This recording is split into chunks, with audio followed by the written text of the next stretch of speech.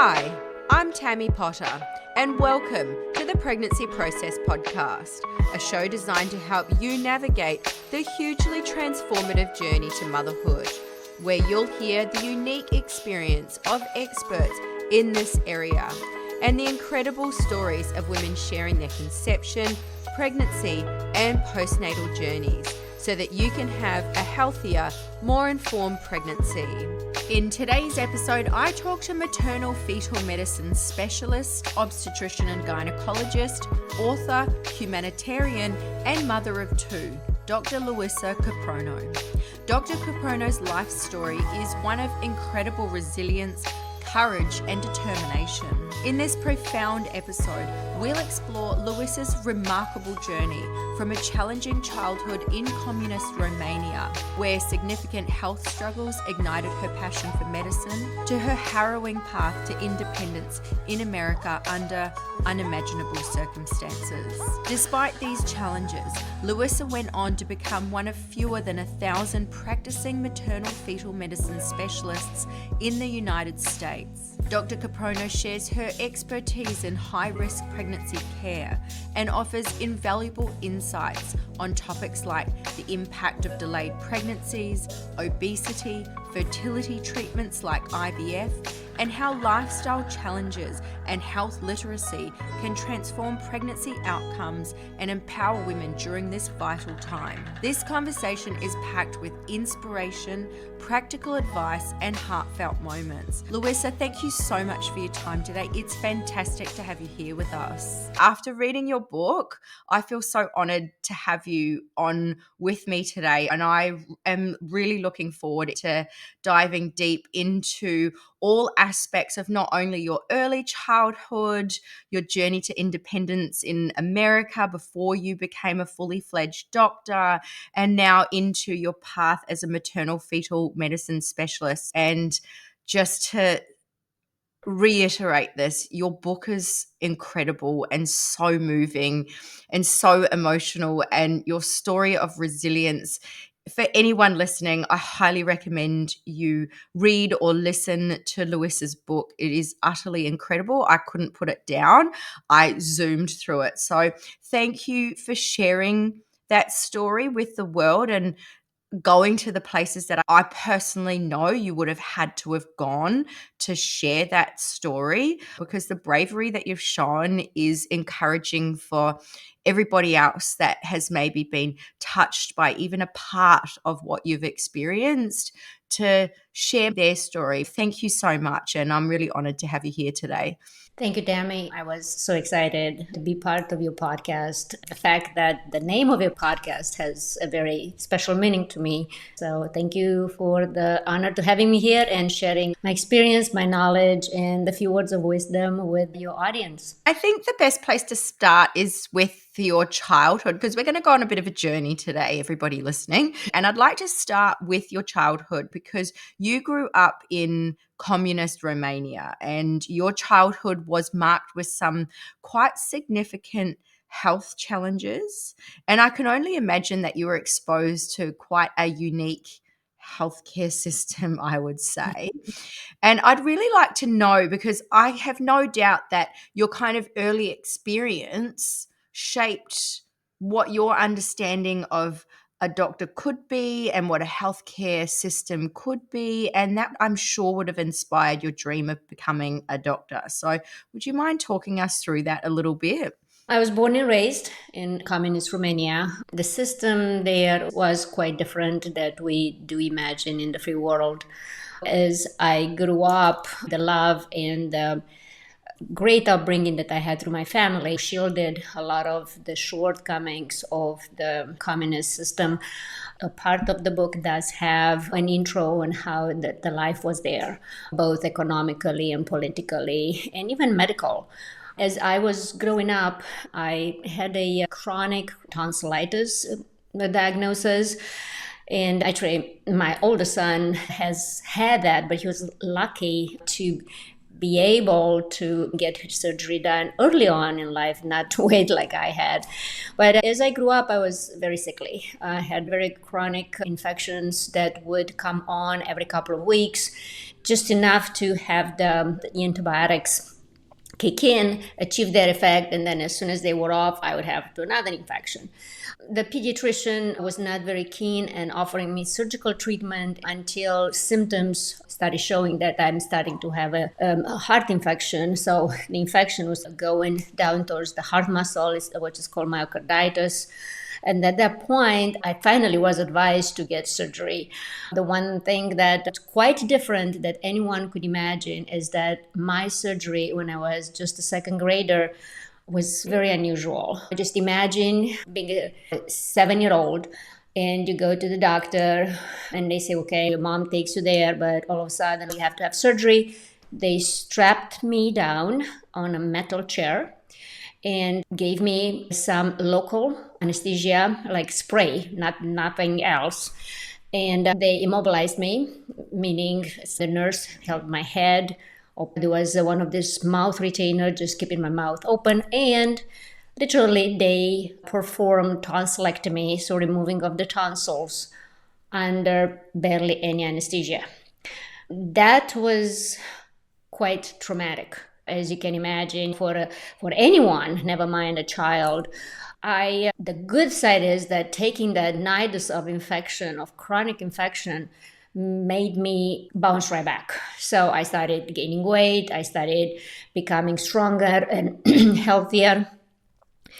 But during that time, the healing process and seeing how a intervention seemingly straightforward can turn someone's life around so dramatic impacted my thinking in my grown-up life, because starting that day I realized how much a human being can impact another human being's health and help them get healthy.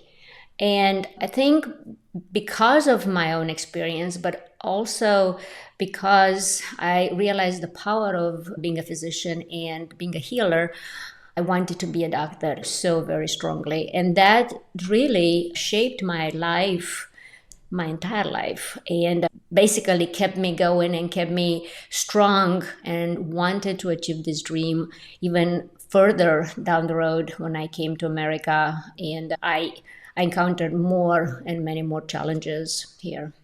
I can't even get my head around the fact that as a 7-year-old, you were held down, tied down, and literally had your tonsils removed with a local anesthetic spray. It blows my brain, and that you were so unwell at that point that you had gotten a heart infection.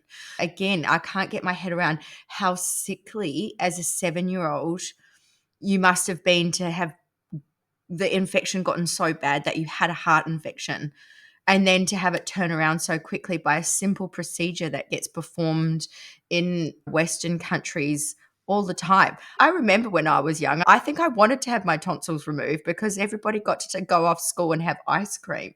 But anyway, that's like another story.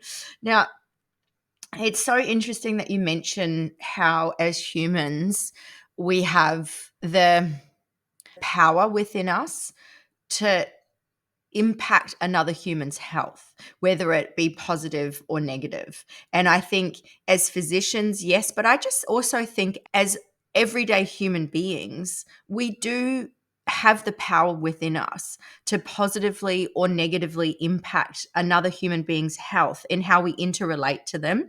So that's such a powerful thing for you to reiterate there. And then going further than that, as a healthcare provider, you have even more power to impact someone's health. And thankfully for you, you do it in a positive way because, as you so very well and eloquently put it, when you were in America and, you were at the hands of someone who was extremely negatively impacting your overall health and well-being, and your life as a human. And we don't need to go into great detail here in this podcast if you don't want to, because you do go through that in great detail in your book. And again, I would implore anybody listening to this to read Luissa's story because it's incredible. But your journey to independence in America, as you mentioned, was marked by significant personal challenge. Can you tell me how you found the strength and resilience to overcome these? I'm sure other people would see these as just insurmountable obstacles and keep pursuing your dream, because that's so incredible to me. And I know I'm going to go off on a tangent here, but I know people that have faced challenges like yours, and their lives have disintegrated into drug abuse, alcohol abuse, unemployment, crime. So I'd love to hear how you found that strength and resilience to overcome the obstacles. I truly believe that my first 18 years in Romania, surrounded by love, by trust, by empowerment, I tell you, my mom never, ever demeaned me, either by actions or by words. I've never heard anyone calling, me, hey, you can't do this, or you're stupid, or, that you're no good, or of course, and all those negative. Think about it. We have positive reinforcement as much as we have negative reinforcement. And that is what shapes us. That is what prepares us for adulthood. So here I am coming to America on a 2-month visit, 1 month shy of being 19, okay? 2 months visit to come meet my father, who I've never met, never known, really. Met him twice, and the first time I was when I was 2 weeks old, and the second time when I was 5 years old for 10 minutes. That is not knowing, right? And due to some very unfortunate set of circumstances, I was forced to stay here. I didn't speak the language. My whole family was back in Romania. I only spoke French, German, and Romanian. So here I am, by myself, with a person that I called my father, but I had no sentiment, just like knowing a stranger, right? That had a label on it. Oh, I'm your father. And at that point, just shortly within a couple of weeks, my passport was taken away. I was coerced into changing my name. I was forced to file for political asylum under the excuse that I was severely persecuted by the Romanian government because he was a dissident, a prior dissident who escaped from Romania and came into the free world. I know someone may say, well, why would you even entertain going and meeting him? It would be nice to know who my other half of the DNA was. And again, I could never understand what I still to the day cannot understand, how a parent or a family member can actually do so much harm and abuse and neglect their own blood. I feel very strongly about parents who are like this, and there is no excuse. As a physician, you read about all these things, and they say, about babies, right, that are thrown against the wall or shaken, and they're like, he got me mad. And my thing is, like, it's a baby. Okay, we're not, get yourself your own size. If you really want to fight somebody, but you don't do that to a baby or a child. They don't understand. They don't have the mental acumen to be able to realize that they are annoying. And again, that is the power of being an adult and making adult decisions. So how did I find the strength? So my father promised me 2 very important things in order to shut me up. And one was to bring my mother and remarry my mother. And the other one is to help me go to medical school. Neither one of them came to par. I had 2 lighthouses in my life during those very horrible years, 7 years. I had my mom, that from a distance, she was still in Romania. And every Sunday we'd talk on the phone for literal a couple minutes. And that was my lifeline. That was what really kept me sane and just kept me on the road that, yes, there is someone that really cares about me somewhere out there. There is still love. And the second was my cat. I had a cat. Her name was Suzette. It was the other being that would just come and cuddle and sleep at my feet. And it's extremely hard when all of a sudden you get removed from everything that you know and they get thrown in this very strange environment, right? A language that I couldn't speak, people that I didn't know. I had no relationship with anybody. I was completely isolated until I started working part-time in a grocery store. And it was just very traumatic. So you ask me, how did I find the strength? In the psychology and psychiatry world, you probably heard of the 7 stages of grief. It's also being seen with terminally ill patients. So imagine you're a patient, and you go to the doctor and there is ran some tests from some symptoms, very vague symptoms, and all of a sudden somebody from that office just comes in and gives you this sentence: you got so much to live, very limited amount on this earth. So the 7 stages of grief really does, to me, they do resonate with what we have been through all those 7 years, and to other people who get to all of a sudden get removed from one environment and thrown in there's like, where is this coming from? Like, one day I was fine, I was the belle of the ball, and now I'm thrown into this horrible situation that I cannot get out of.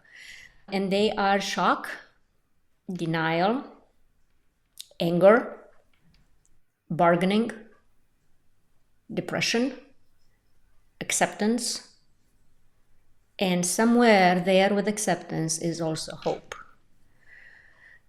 All those stages, I went through them, from all the way from shock that what is going on, to denial that this is not possibly happening to me, anger that how could I ever even think of believing in this person, believing that he can have my back and wish me well. It's all my fault. And that's what invariably especially we us women do. I must have done something. It's all my fault.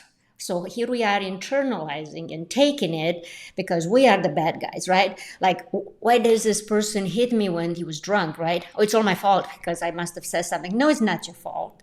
You see, that is the problem, one of the major problems, right? That we try to find someone, a scapegoat, and who is better than ourselves, right? And then trying to bargain. What did I do? Hey, can you help me here become a doctor since you kept me here? Can you bring my mom here? And I'm bargaining. And we had no position to bargain because looking back, I'm like, I can't even believe that I thought with my very young mind that someone can even keep a promise like that. But yeah, I did believe that it was my father. And like, why wouldn't you want to keep that promise? And the fact that by the end I accepted my faith, it was just, you're going to say, why did you accept your fate? I resolved myself to think that if I take classes and become a physician, and I would be able to escape and move away and start a different life. That is, again, trying to reason with the situation that I am here at hand so I can find a way out, the hope that one day I would be a normal human again. I had goosebumps through so much of that. And I think it's really important for people to understand what it meant for you to put in for political asylum or to be registered for political asylum, because essentially once you do that, the Communist Romanian government, there's no way that you ever would have been able to go back home once that document went in, correct?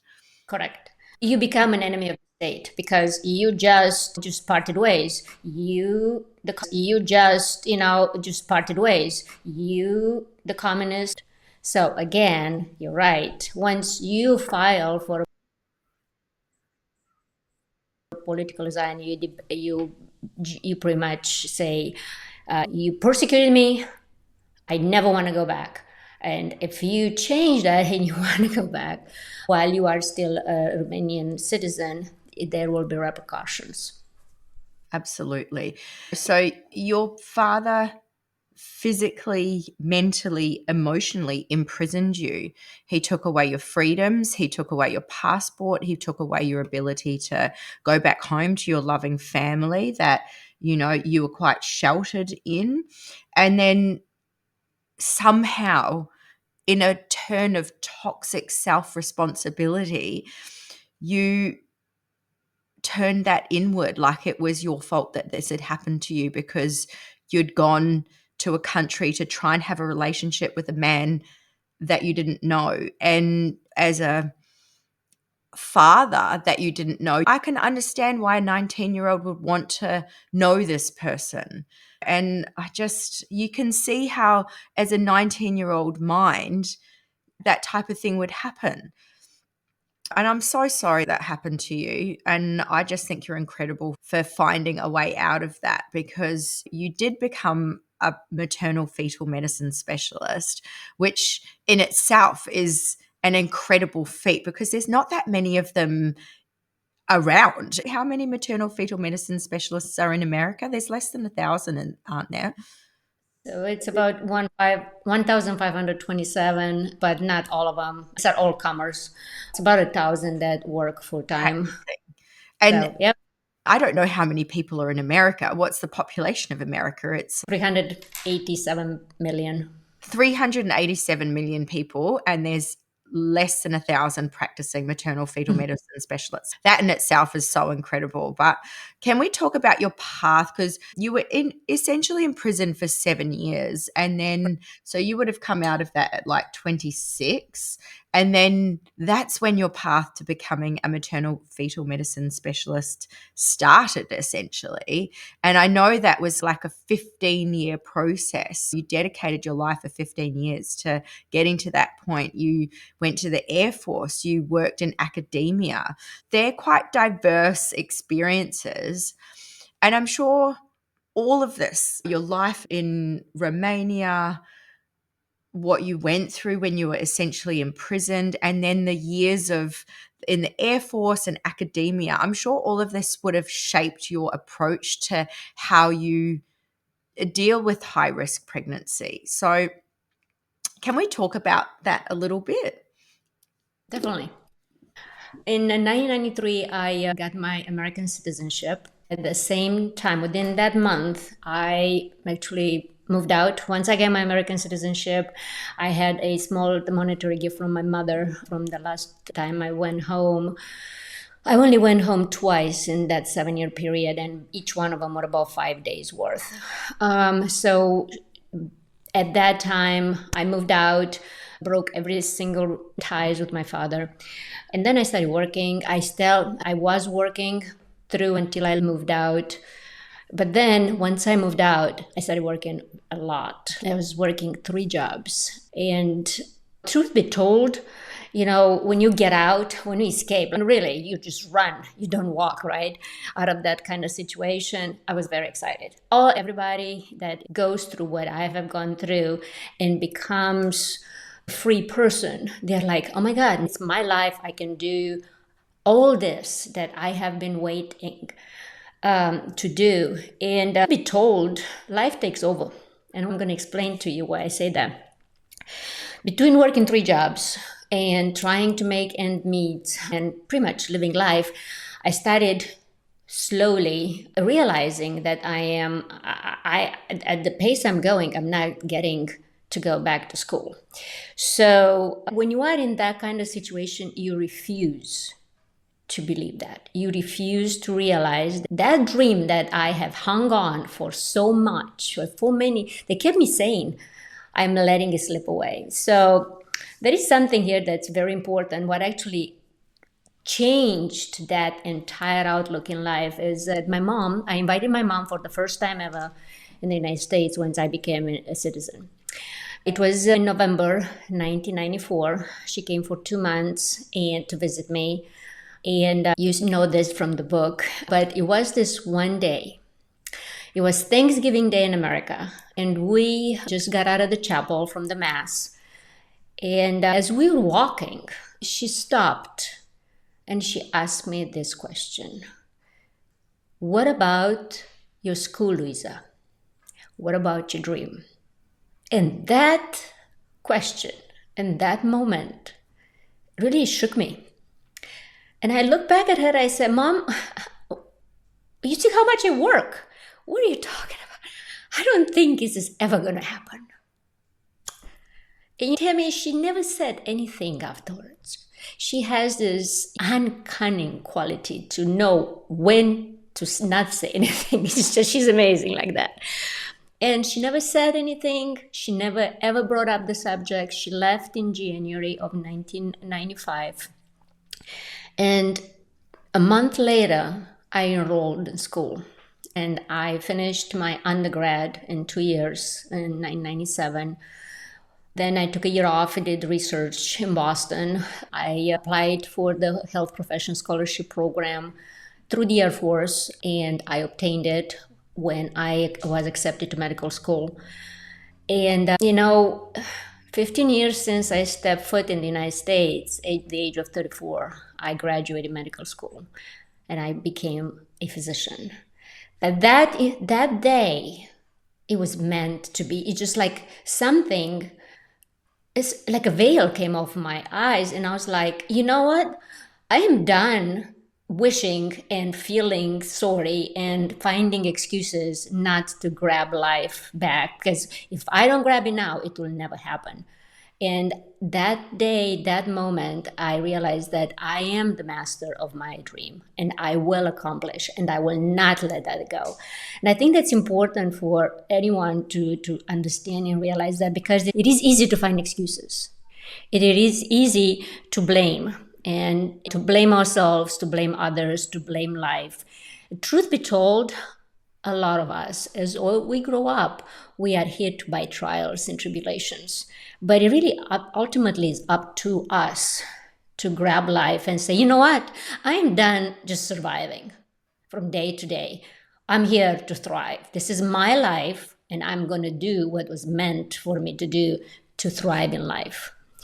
Yes, as a physician, not only that I wanted to become a physician, but I think throughout my life and my career and my specialization, I realized that I want to be a woman's doctor. To me, being a woman's doctor, it was almost like paying tribute to the fact that we women are strong. Even though we can be vulnerable, we can overcome. And it's not like one day I was like, yeah, I'm going to just become a woman physician because I want to do this. It just morphed. It naturally came to me that, yes, I want to be able to serve my fellow women. And then moving forward from that, being a high-risk pregnancy physician. As I mentioned to you, every time I talk about medicine, every time, that is my Achilles tendon. If anybody picks up the phone or sends me an email or sends me a text and you ask me something about medicine, I just answer back. I call them like, yeah, sure. And they're like, why are you volunteering all this? Because I can. To me, it makes me very happy to help people. Help people both physically, emotionally, and give them the tools to actually overcome what they are going through as women, as moms. It's such a gift that God gave me that I can pass on forward and help women along and help their babies now. I think sometimes all it really takes is one person to believe in you, right? That is right. Given your story and the journey that you came on to be a doctor, I can absolutely see why you've chosen to become a professional in women's health and a maternal fetal medicine specialist. I don't think there's any other time in a woman's life that they are more at risk than if they're going through a high risk pregnancy. And not only that, is their selflessness. Now, once you're pregnant, once you carry that baby in your womb, nothing else matters. And that is the one thing I try to remind my high risk moms when I talk to them, when I do preconception counseling. And yeah, I said, I understand what you're saying, especially preconception. They want a baby so bad. They forget about themselves. And I say, you have to remember that you come first, because it's easy for us to forget. We would do anything for that baby of ours. But I go further and I say, we can have another baby, but we cannot have another mom. That's so true. So now that we're venturing into your area of specialties and we're opening up preconception and that type of thing, I'd like to talk a little bit about a few areas in women's health that I know are having an impact. And that would be, and we'll do these in different sections, but just to an over kind of arching of where I want to take this. Women are delaying having children. We've got the obesity epidemic, and then we've got the whole IVF story in there as well, which I think it all goes hand in hand. So I think let's talk first about, what would you like to talk about first, actually? Would you like to go down the IVF path? Would you like to go down the obesity path, or the delay in, which would you like to tackle first? We can start with delaying this, because I think it's important to discuss that more and more women, are delaying their choices or their decision to have children, whether it's professional, whether it is economical, financial. Everybody does have a very valid reason. The downside with it is that as we delaying our pregnancy, especially first-time moms, we do have things that we have to worry about. And one is the age that, as we age, and this, I always say, just because you just turned 35 doesn't make you advanced maternal age, or that one term that I completely hate, they call it geriatrics. My patients are not geriatric. Okay. As long as you can have a menstrual period and you are fertile, you cannot be called geriatric. This just doesn't work that way. But that being said, yes, we do become more high risk. We become more prone to high risk condition as that we get older. The fertility being one of them, also genetics come into place. We become high risk for diabetes, high blood pressure, autoimmune disorders. Obesity is a big factor. So that actually encompasses everything. So delaying is one part, but also the comorbidities that we start amassing, or they take a toll on us. So you see how it's almost, I liken this like a tree, right? A Christmas tree. You buy a Christmas tree, and then with life, you just start putting stuff on the Christmas tree, all these ornaments, and becomes heavier and heavier. In obesity in the United States is very prevalent, as you mentioned. We have more and more women who are a BMI of less than 30. It's, I would say, probably about 10%, 10 to 15%. And it is really regional. Yes, like regional, the East Coast and the New York area and the California area are less impacted, but the rest of the country is very much impacted on that. And can I just pop in here just for 1 second, because I think it's really important to know that a BMI of 30 or above is definitely classified in that overweight to obese category, and then it goes further. So what you're talking about is 10 to 15% of the American population are in that healthy weight range. Correct. That Yes. is Yep. So if you think obesity, it's 3. So they call it morbid obesity, which to me the term is very unmedical. But a few years back, the Food and Drug Administration actually put in a classification. So class 1 is obesity. Class 1 is a BMI 30, 34.9. Obesity class 2 is 35 to 39.9, and obesity class 3 is 39 and above, 39.9 and above, so greater than 40. But it does have such a large implications. So when patients come to me, especially with preconception counseling, the one thing that we talk about, all their diagnoses that are meant to be discussed that will impact their pregnancy, and they are considered high risk, and obesity is a lot of the times as at the top of the discussion. It is very hard, believe it or not, for physicians to discuss that, especially for women physicians, because in a way, even for me, I do not want to hurt your feelings. I don't want to hurt my patients' feelings, and they are aware of their BMI or they are aware of their obesity. But I do want to give them the tools. Just because they are heavy or they have other comorbidities, you can spin that into a positive thing, a positive outcome if you start making changes. One of the things is the risk of PCOS is going up when you have obesity. The risk of hormonal and menstrual irregularities are becoming more and more of a problem, which in turn, it infects your fertility. So here we come to that discussion of IVF. I trained 20 years ago.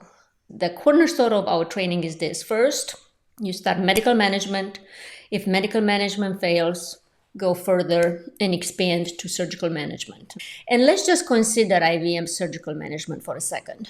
Okay. But if you start and somebody has a hard time getting pregnant, again, what would that be a definition? The definition of becoming pregnant within a reasonable time, it is 12 months of timed, unprotected intercourse. Okay, that is really the definition.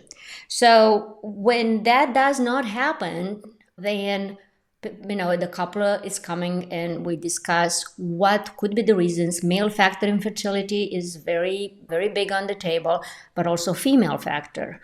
But then a lot of people, more and more nowadays, we're going, in my opinion, a little too fast the IVF route. When we can take a more holistic approach and talk to a patient and say, most of the time we do have time. Really, I look at your age, I look at your comorbidities or your diagnosis, and let's just break it down. If you could lose between 6 to 10% of your body weight, so many things will start reverting. One is your hemoglobin A1C will start going down. Two, your blood pressure will start decreasing. Three, your menstrual cycle will start regulating. And all of a sudden, you can actually achieve pregnancy the natural way. For the ones that can't, even after these changes, then you can go ahead and see if there is mechanical ways, meaning when I say mechanical ways, mechanical etiologies. Okay, do we have your uterus has to be imaged, your fallopian tubes have to be imaged to make sure that we don't have a problem there. Male wise, we have to make sure that the male sperm count is adequate. But also we have IUI, intrauterine insemination, to solve some of that problem of male factor. Then we have Clomid to help you as a female ovulate. Do you see what I mean? So we go step by step and we can achieve most of the time with all these global changes, we can achieve pregnancy. We can achieve that fertility by addressing the problems at hand, as opposed to now go straight to IVF, we are going to get pregnant, but then we have a horribly high-risk pregnancy because we haven't taken care of the diagnosis at hand. Absolutely. While you've been talking, I've been like writing little notes here, but I think the idea, and this kind of goes back to the very top of things that we've been discussing here around fertility and the risk factors that we're currently facing, and that's women are scared that their fertility drops off a cliff at 35. So they don't think that they have time, so to speak. And I think once you start in that cycle of wanting a baby, suddenly nothing else really, it's like everything else evaporates and they feel like they don't have time, because the narrative that women are getting is that at 35 your fertility drops off a cliff, at 40 it's even worse. But the reality is, and I'm a true believer in this, and people will tell me that I'm wrong, but I've had conversations on this podcast with women who tell me it is possible to get pregnant right up until the time that you are in menopause, that you stop menstruating.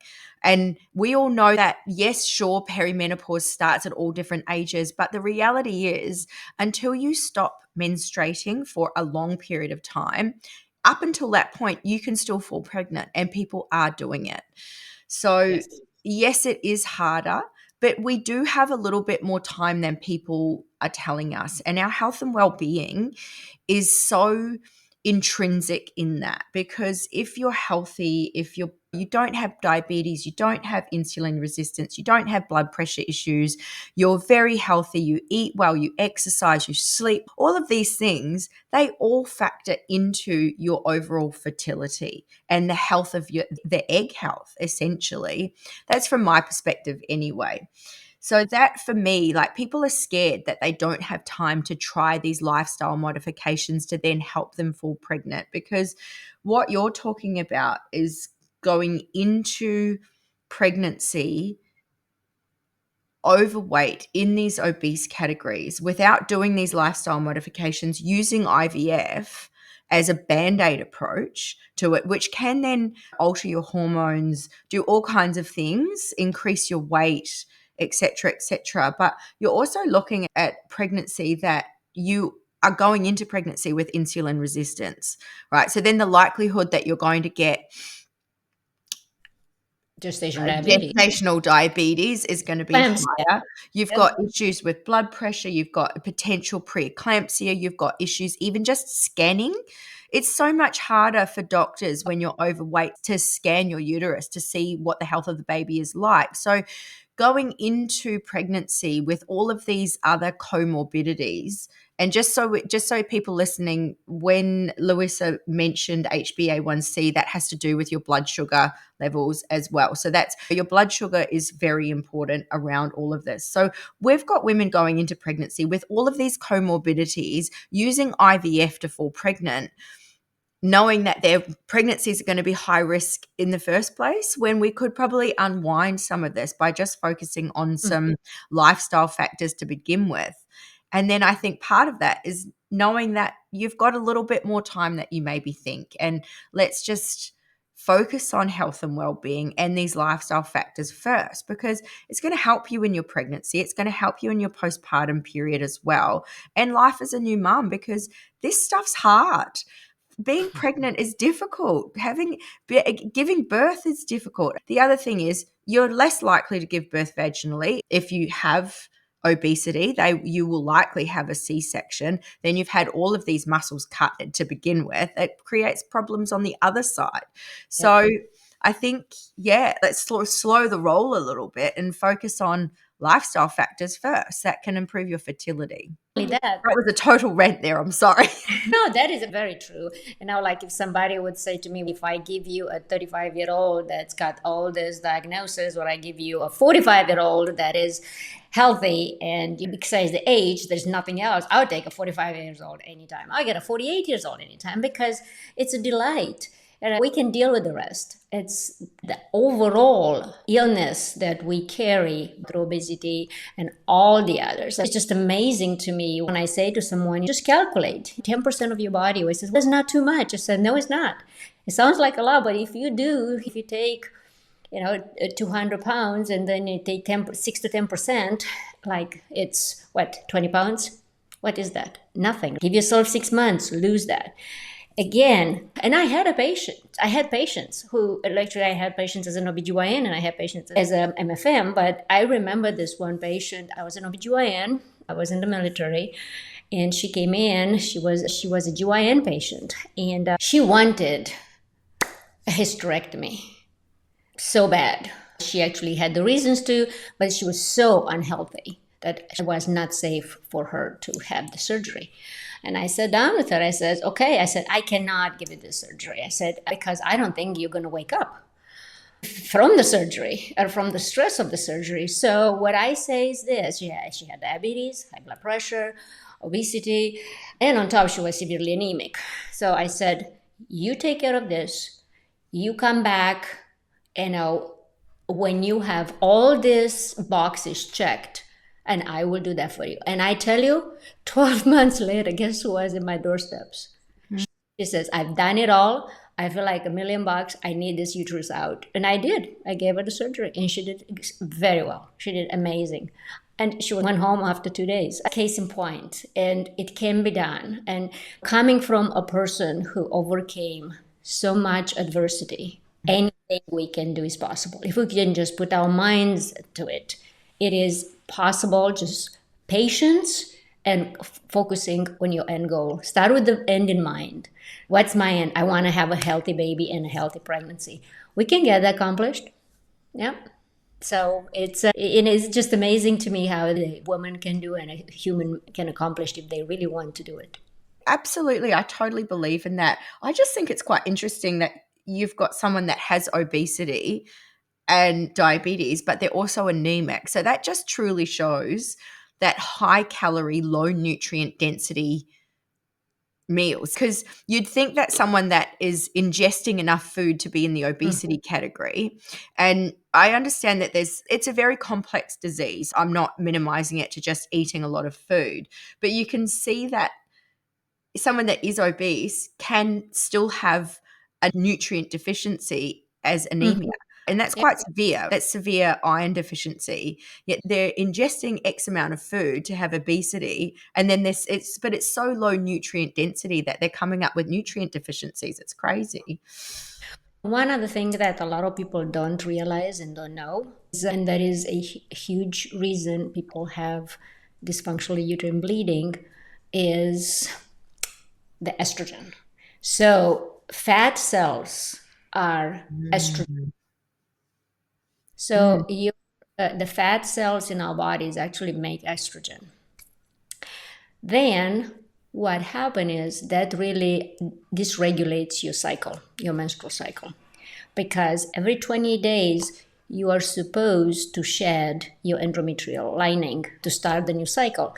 But when you have so much unopposed estrogen coming from all the cells, guess what happens? You don't get to shed it all through. So this layer becomes thicker and thicker, and then it just keeps shedding all through the cycle. That's why a lot of women who have dysfunctional uterine bleeding and they don't have fibroids is because of the obesity.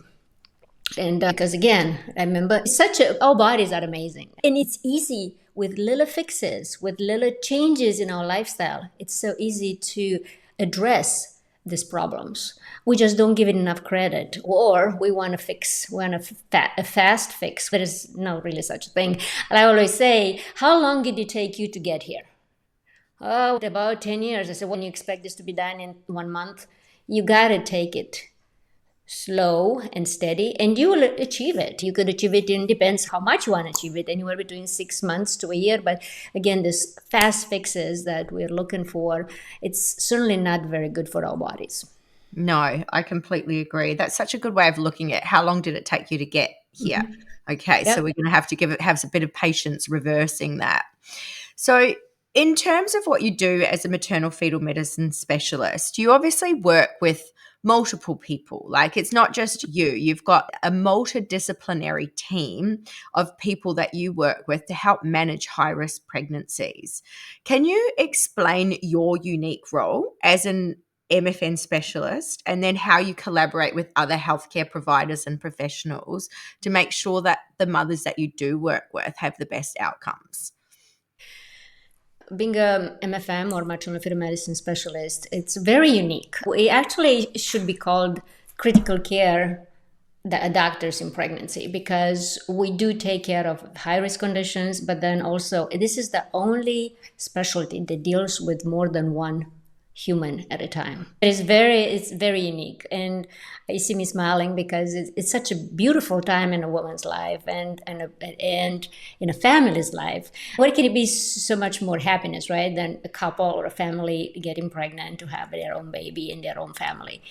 The way the specialty, the multidisciplinary approach works, if it's the way I do it, let's just say, take an example, have a patient. Let's say this patient has a renal transplant, and automatically as she comes in, she's high risk, right?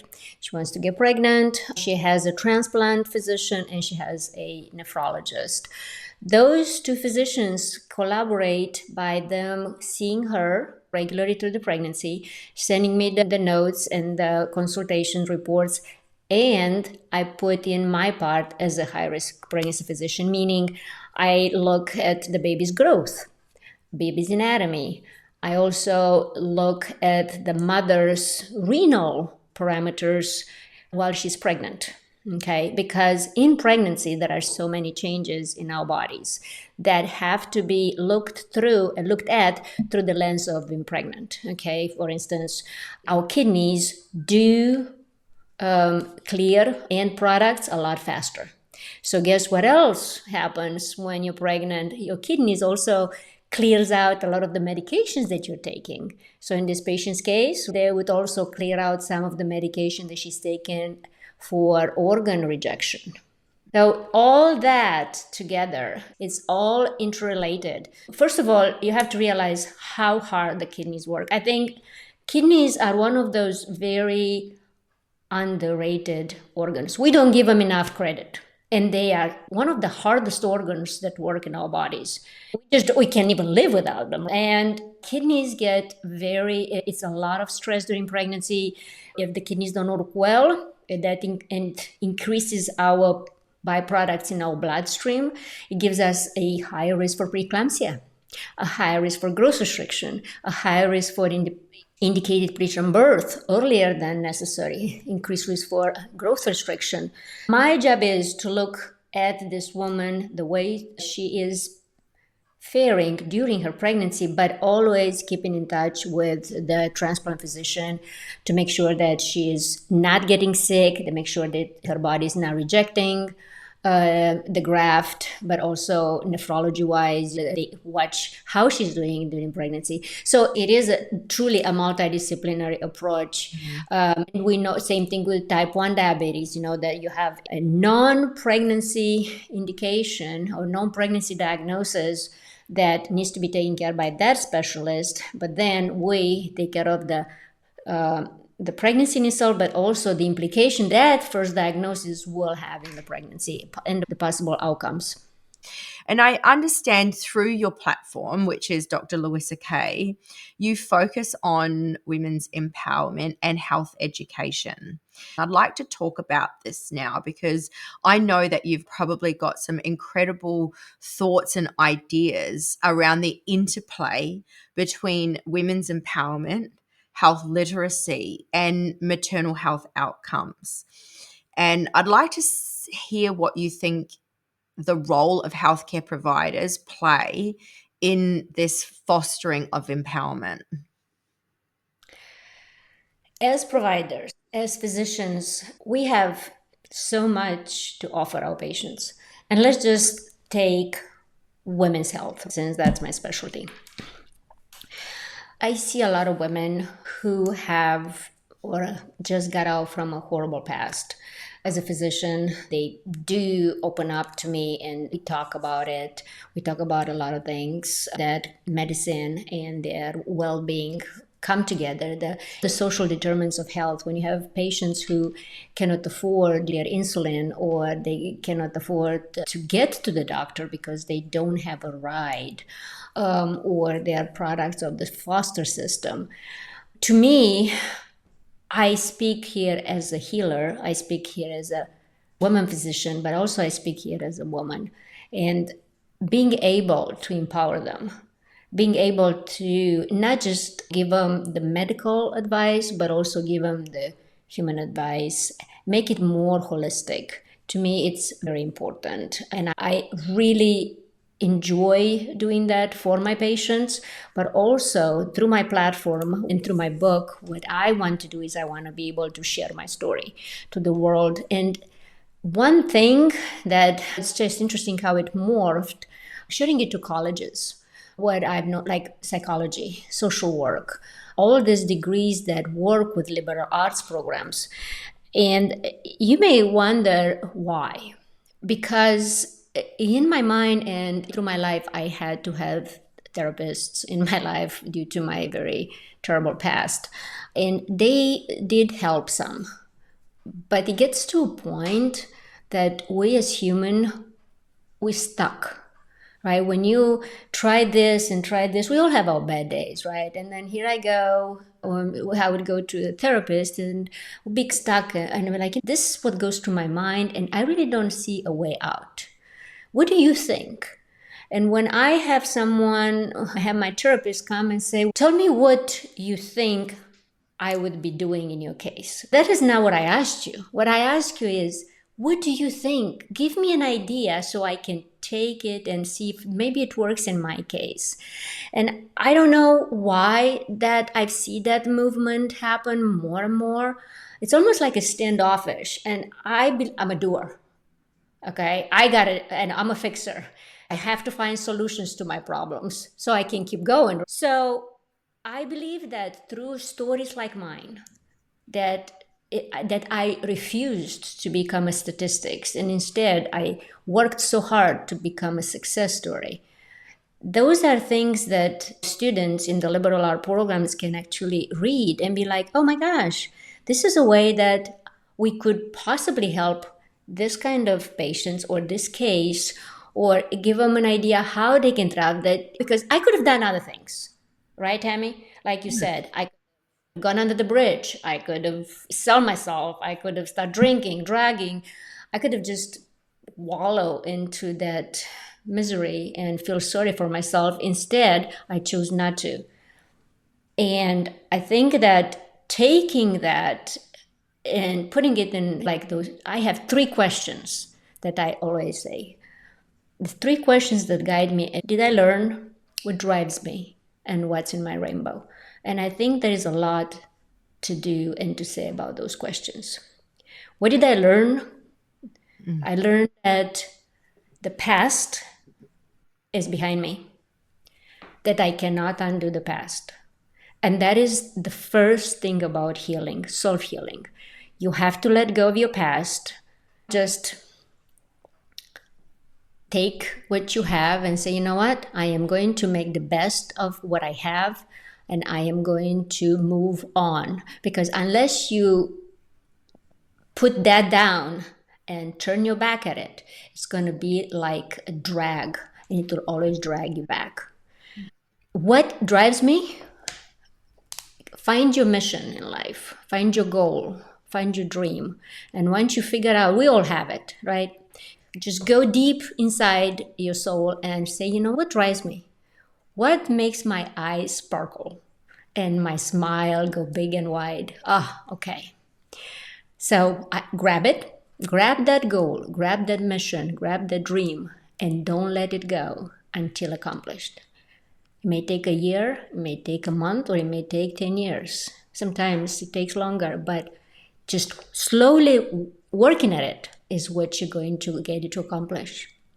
And third is what's in my rainbow. And I say that because in one hand, or on one side of the rainbow, we have our shortcomings, we have our handicaps that we always know when life is hard, we want to go back in there. And then on the other hand, or on the other side of the rainbow, we have our amazing abilities, because we all have them.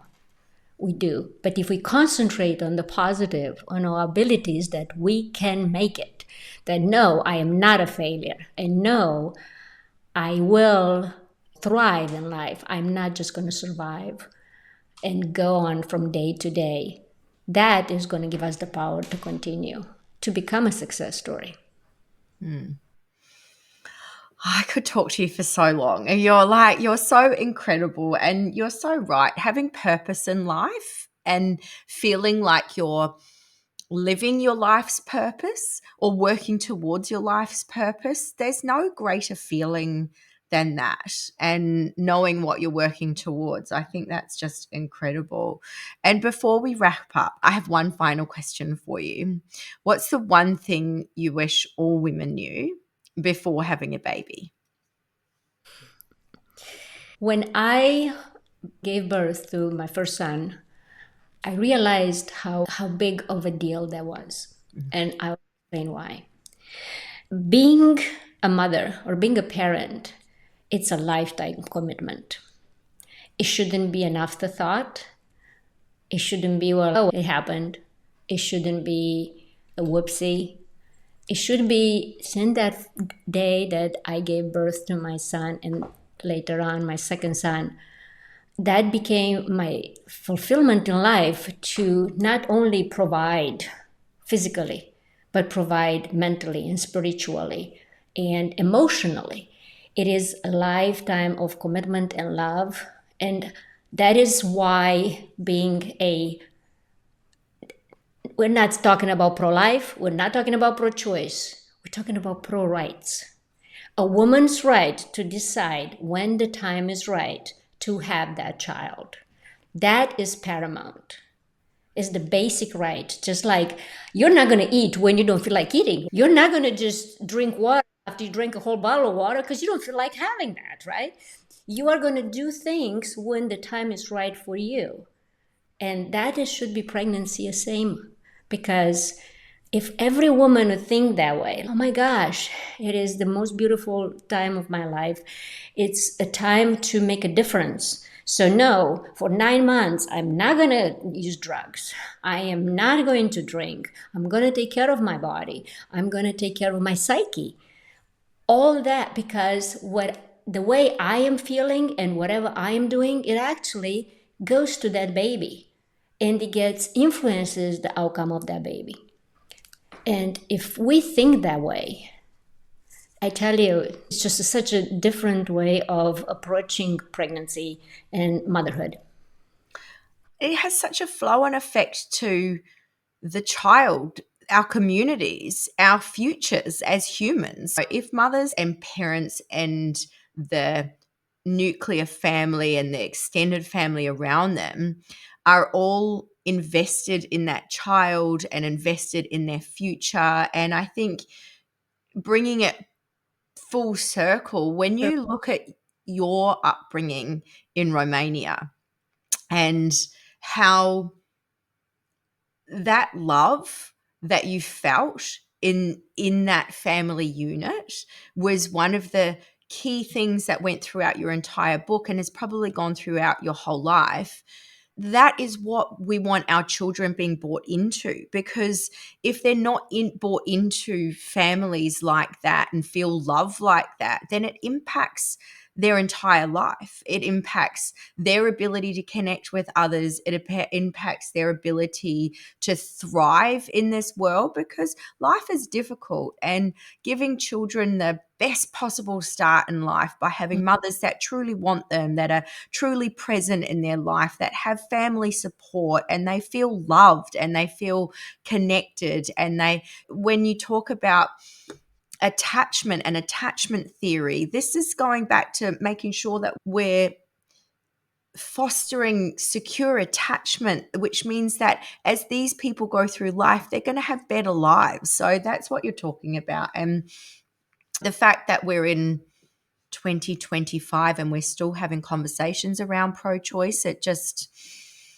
blows my mind. But I think we'll leave it there because that's a whole another conversation for another time. I can't even tell you, what an absolute honor it's been talking to you. Thank you so much. You are incredible, and I can't wait to talk to you again because I'd really like to. You just let me know when. It's been such a pleasure, and I am so grateful for you taking this episode and sharing it with your listeners. Anything to just enlighten people, enlighten women, and also if there is one person, that I could change their life, and I don't need to know. It's them knowing that, you know what, this is one thing that after this episode, this woman from over the pond just gave me this idea and I will make a change in my life.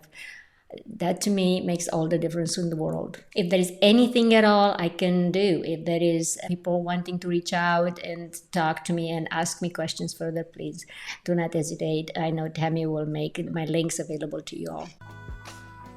And if you're hearing this message, I want to say a huge thank you, because it means that you've listened to this entire episode. Of course, if you have any questions about the things that we covered in this episode, or want to know more about me or my other projects, you can find me on YouTube and Instagram at The Pregnancy Process. For those currently in their conception or pregnancy journey, you can actually apply to join my complimentary but private community, the Preggy Training Crew. And you'll find my community application and social media links in the episode description. And of course, if you enjoyed this episode, I absolutely encourage you to share it with other women just like you. And I look forward to seeing you in the next episode.